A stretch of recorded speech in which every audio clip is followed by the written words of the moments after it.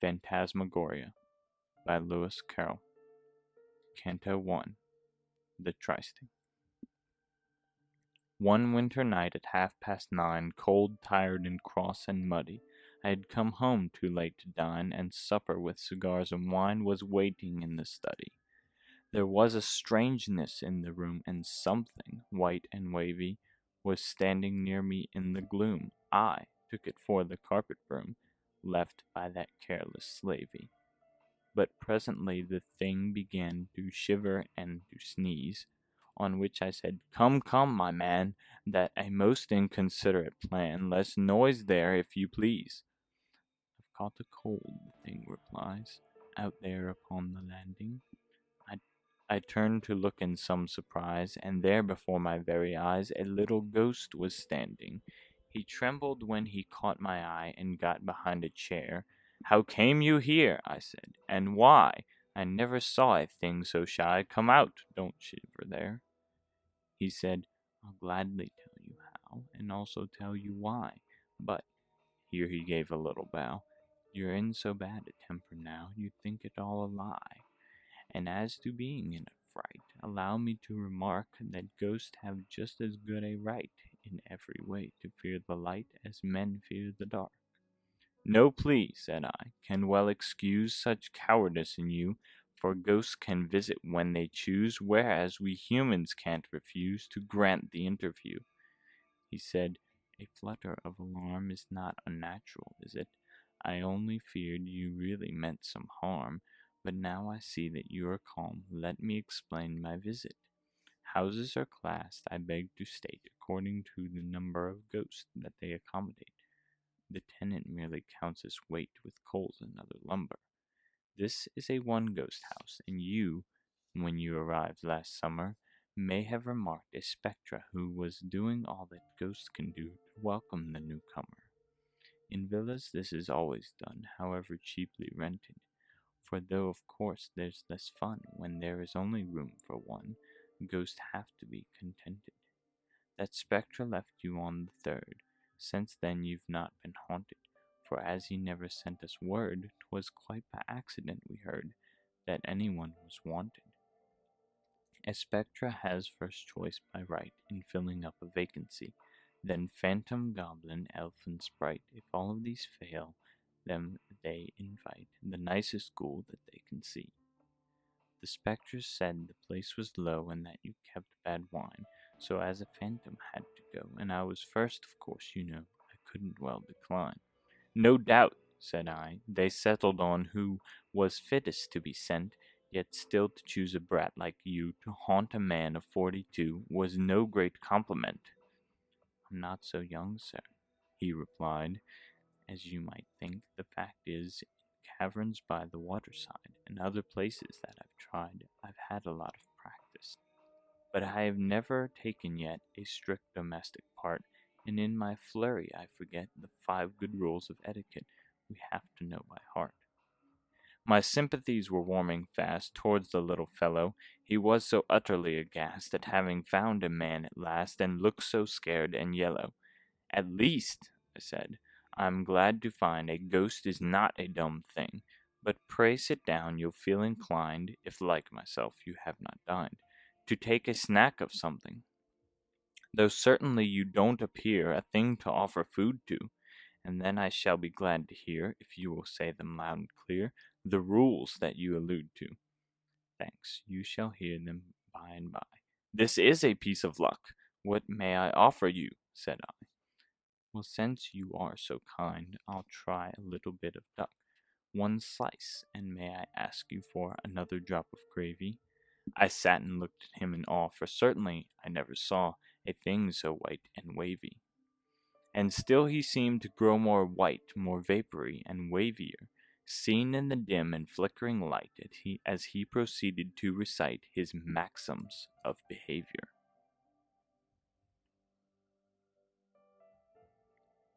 Canto 2. His 5 Rules. "My first, but don't suppose," he said, "I'm setting you a riddle, is, if your victim is in bed, don't touch the curtains at his head, but take them in the middle. and wave them slowly in and out while drawing them asunder, and in a minute's time, no doubt, he'll raise his head and look about with eyes of wrath and wonder. And here you must on no pretense make the first observation. Wait for the victim to commence. No ghost of any common sense begins a conversation. If he should say, "How came you here?" the way you began, sir, in such case your course is clear. "On the bat's back, my little dear," is the appropriate answer. If after this he says no more, you'd best perhaps curtail your exertions, go and shake the door, and then if he begins to snore, you'll know the thing's a failure. By day, if he should walk alone, at home or on a walk, you merely give a hollow groan, to indicate the kind of tone in which you mean to talk. But if you find him with his friends, the thing is rather harder. In such a case success depends on picking up some candle ends or butter in the larder. With this you make a kind of slide, it answers best with sweet, on which you must contrive to glide and swing yourself from side to side. One learns how to do it. The second tells us what is right in ceremonious calls. First burn a candle or crimson light, a thing I quite forgot tonight, then scratch the door or walls. I said, "You'll visit here no more if you attempt the guy. I'll have no bonfires on my floor, and as for scratching at the door, I'd like to see you try." The third was written to protect the interest of the victim, and tells us, as I recollect, to treat him with grave respect, and not to contradict him. "That's plain," said I, "as tear and tret to any comprehension. I only wish some ghost I've met would not so constantly forget the maxim that you mention." "Perhaps," he said, "you first transgressed the laws of hospitality. All ghosts instinctively detest the man that fails to treat his guest with proper cordiality. If you addressed a ghost as thing, or strike him with a hatchet, he is permitted by the king to drop all formal parleying, and then you're sure to catch it. The fourth prohibits trespassing where other ghosts are quartered, and those convicted of the thing, unless they're pardoned by the king, must instantly be slaughtered. That simply means be cut up small. Ghosts soon unite anew. The process scarcely hurts at all, no more than when you're what you call cut up by a review. The fifth is one you may prefer that I should quote entire. The king must be addressed as sir. This from a simple courtier is all the laws require. But should you wish to do the thing with out and out politeness, accost him as my goblin king, and always use in answering the phrase your royal whiteness. I'm getting rather hoarse, I fear, after so much reciting. So if you don't object, my dear, we'll try a glass of bitter beer. I think it looks inviting. Canto 3, Scaramouches. "And did you really walk," said I, "on such a wretched night? I've always fancied ghosts could fly, if not exactly in the sky, yet at a fairish height." "It's very well," said he, "for kings to soar above the earth, but phantoms often find that wings, like many other pleasant things, cost more than they are worth. Spectres, of course, are rich, and so can buy them from the elves, but we prefer to keep below. They're stupid company, you know, for any but themselves. For though they claim to be exempt from pride, they treat a phantom as if something quite beneath contempt, just as no turkey ever dreamt of noticing a bantam." "They seem too proud," said I, "to go to houses such as mine. Pray, how did they contrive to know so quickly that the place was low, and that I kept bad wine?" "Inspector Kobold came to you," the little ghost began. Here I broke in. "Inspector who?" "Inspecting ghosts is something new. Explain yourself, my man." "His name is Kobold," said my guest, "one of the spectre order. You'll very often see him dressed in a yellow gown, a crimson vest, and a nightcap with a border. He tried the Brocken business first. He caught a sort of chill, so came to England to be nursed, and here it took the form of thirst, which he complains of still. Port wine, he says, when rich and sound, warms his bones like nectar, and as the inns where it is found are his especial hunting ground, we call him the inn spectre. I bore it like a man, this agonizing witticism, and nothing could be sweeter than my temper till the ghost began some most provoking criticism. Cooks need not be indulged in waste, yet still you'd better teach them. Dishes have some sort of taste. Pray, why are all the cruets placed where nobody can reach them? That man of yours will never earn his living as a waiter. Is that queer thing supposed to burn? It's far too dismal a concern to call a moderator. The duck was tender, but the peas were very much too old. And just remember, if you please, the next time you have toasted cheese, don't let them send it cold.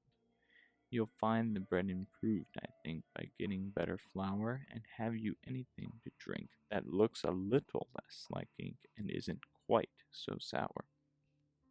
Then peering round with curious eyes, he muttered, "Goodness gracious," and so went on to criticize. Your room's an inconvenient size, it's neither snug nor spacious. That narrow window, I expect, serves but to let the dust in. But please, said I, to recollect 'twas fashioned by an architect who's pinned his faith on Ruskin. I don't care who he was, sir, or on whom he pinned his faith, constructed by whatever law, so poor a job I never saw, as I'm a living wraith. What a remarkable cigar! How much are they a dozen? I growled. No matter what they are, you're getting as familiar as if you were my cousin. Now that's a thing I will not stand, and so I tell you flat. Aha, said he, we're getting grand. Taking a bottle in his hand, I'll soon arrange for that. And here he took careful aim and gaily cried, Here goes! I tried to dodge it as it came, but somehow caught it all the same, exactly on my nose, and I remember nothing more than I can clearly fix, till I was sitting on the floor repeating, 2 and 5 are 4, but 5 and 2 are 6. What really passed I never learned nor guessed. I only know that when at last my sense returned, the lamp neglected dimly burned, the fire was getting low. Through driving mist I seemed to see a thing that smirked and smiled, and found that he was giving me a lesson in biography, as if I were a child. Canto 4. His Nurture. Oh, when I was a little ghost, a merry time had we, each seated on his favorite post. We chumped and chawed the buttered toast they gave us for our tea. That story is in print, I cried. Don't say it's not, because it's known as well as Bradshaw's Guide. The ghost uneasily replied he hardly thought it was. It's not a nursery rhymes, and yet I almost think it is. 3 little ghostesses were set on a postesses, you know, and ate their buttered toastesses. I have the book, so if you doubt it, I turned to search the shelf. Don't stir, he cried, we'll do without it. I now remember all about it. I wrote the thing myself. It came out in a monthly, or at least my agent said it did. Some literary swell who saw it seemed to think it adapted for the magazine he edited. My father was a brownie, sir. My mother was a fairy. The notion had occurred to her that children would be happier if they were taught to fairy. The notion soon became a craze, and when it once begun, she brought us all out in different ways. One was a pixie, 2 were fays, another was a banshee. The fetching kelpie went to school and gave a lot of trouble. Next came a poltergeist and ghoul, and then 2 trolls, which broke the rule, a goblin and a double. If that's a snuff box on the shelf, he added with a yawn, I'll take a pinch. Next came an elf, and then a phantom, that's myself, and last a leprechaun. One day some spectres chanced to call, dressed in the usual white. I stood and watched them in the hall, and couldn't make them out at all. They seemed so strange a sight. I wondered what on earth they were. They looked all head and sack, But Mother told me not to stare, and then she twitched me by the hair and punched me in the back. Since then, I've often wished that I had been a spectre born, but what's the use? He heaved a sigh. They are ghost nobility, and on us they look with scorn. My phantom life was soon begun when I was barely 6. Went out with an older one, and just at first I thought it was fun and learned a lot of tricks. I've haunted dungeons, castles, towers, wherever I was sent. I've often sat and howled for hours, drenched to the skin with driving showers, upon a battlement. It's quite old-fashioned now to groan when you speak. This is the newest thing in tone, and here, it chilled me to the bone. He gave an awful squeak. Perhaps, he added, to your ear that sounds an easy thing. Try it yourself, my little dear. It took me something like a year, with constant practicing. And when you've learned to squeak, my man, and caught the double sob, you're pretty much where you began. Just try and jibber if you can. That's something like a job.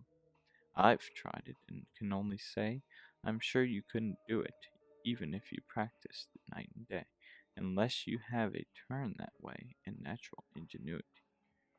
Shakespeare, I think it is, who treats of ghosts in days of old, who gibbered in the Roman streets, dressed, if you recollect, in sheets. They must have found it cold. I've often spent £10 on stuff in dressing as a double, but though it answers as a puff, it never has effect enough to make it worth the trouble. Long bills soon quench the little thirst I had for being funny. The setting up is always worse. Such heaps of things you want at first, one must be made of money.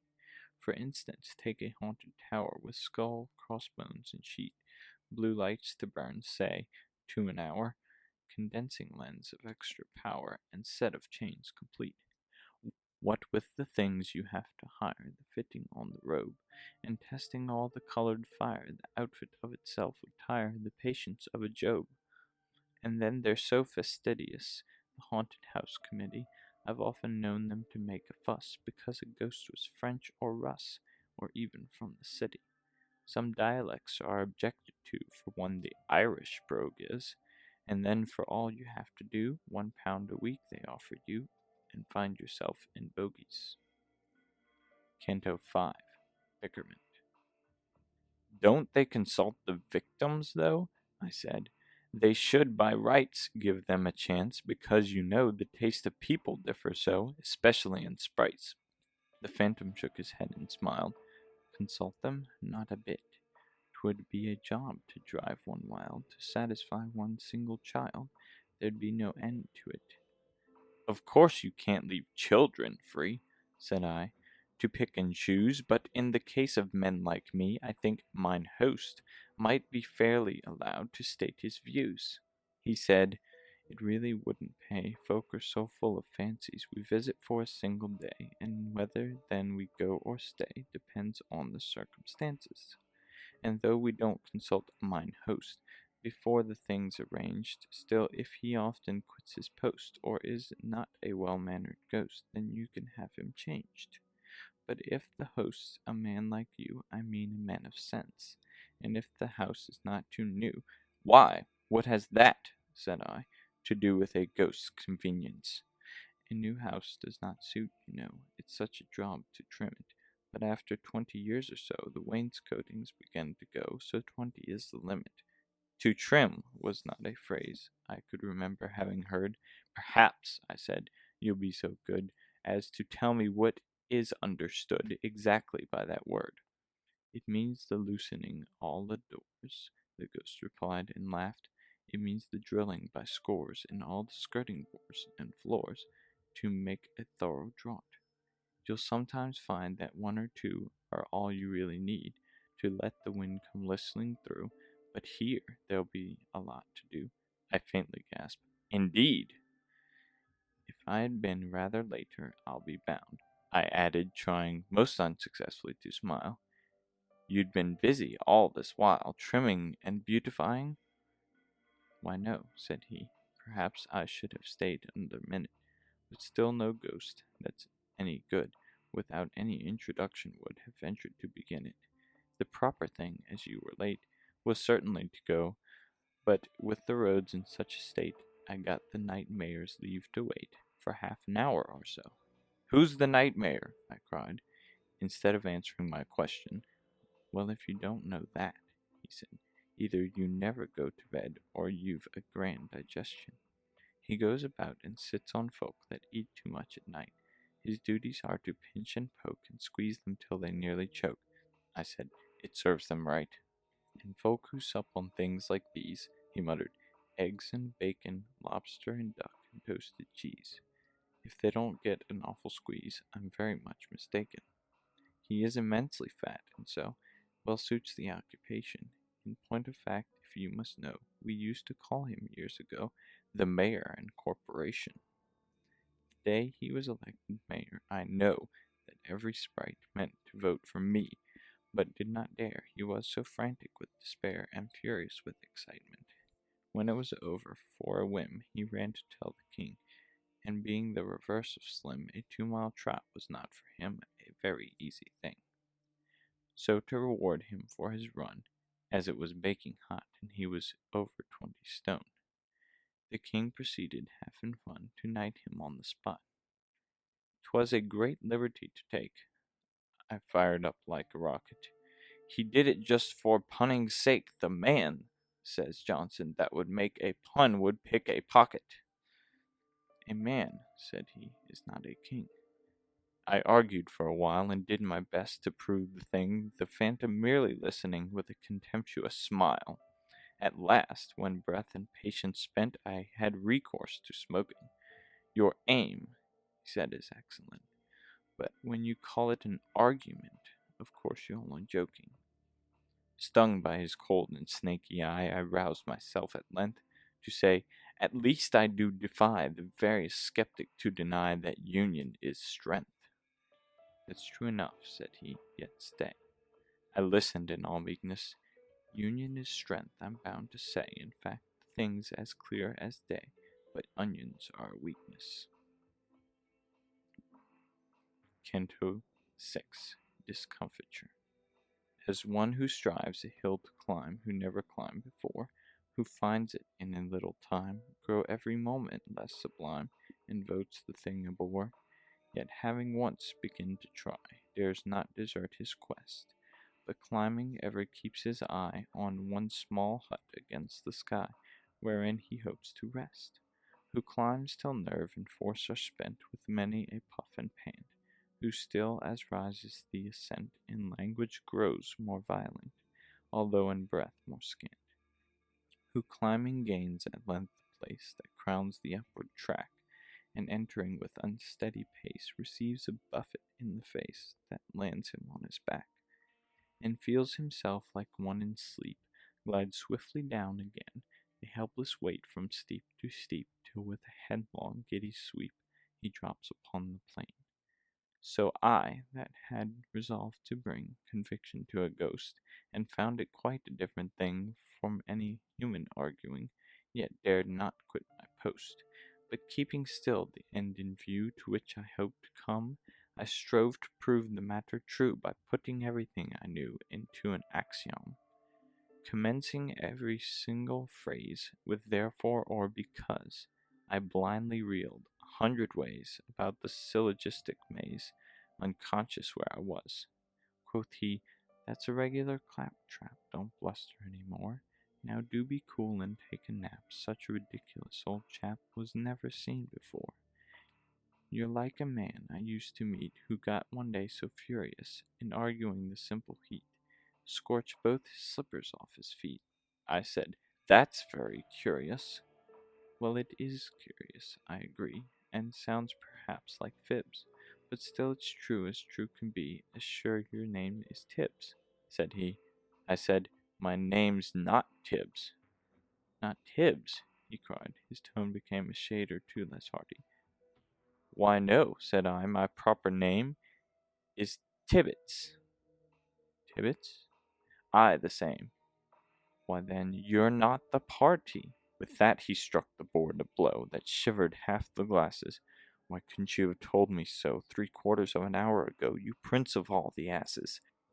To walk 4 miles through mud and rain, to spend the night in smoking, and then to find that it's in vain, and I've to do it all again. It's really too provoking. Don't talk, he cried, as I began to mutter some excuse. Who can have patience with a man that's got no more discretion than an idiotic goose, to keep me waiting here instead of telling me at once that this was not the house? He said, There, that'll do, be off to bed. Don't gape like that, you dunce. It's very fine to throw the blame on me in such a fashion. Why didn't you inquire my name the very minute that you came? I answered in a passion. Of course it worries you a bit to come so far on foot, but how was I to blame for it?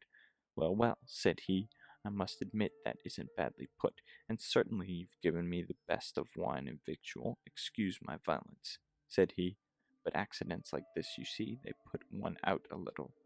'Twas my fault after all, I find. Shake hands, old turnip top.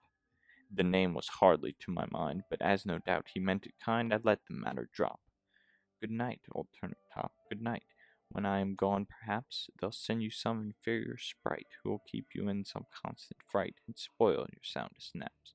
Tell him you'll stand no sort of trick, then if he leers and chuckles, you'll just be handy with a stick, mine that's pretty hard and thick, and rap him on the knuckles.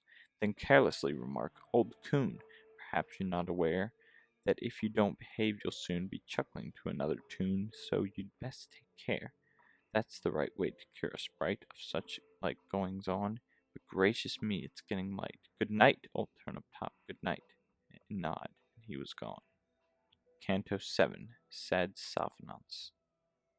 What's this? I pondered. Have I slept, or can I have been drinking? But soon a gentler feeling crept upon me, and I sat and wept an hour or so like winking. No need for Bones to hurry so, I sobbed. In fact, I doubt if it was worth his while to go. And who is Tibbs, I'd like to know, to make such work about? If Tibbs is anything like me, it's possible, I said.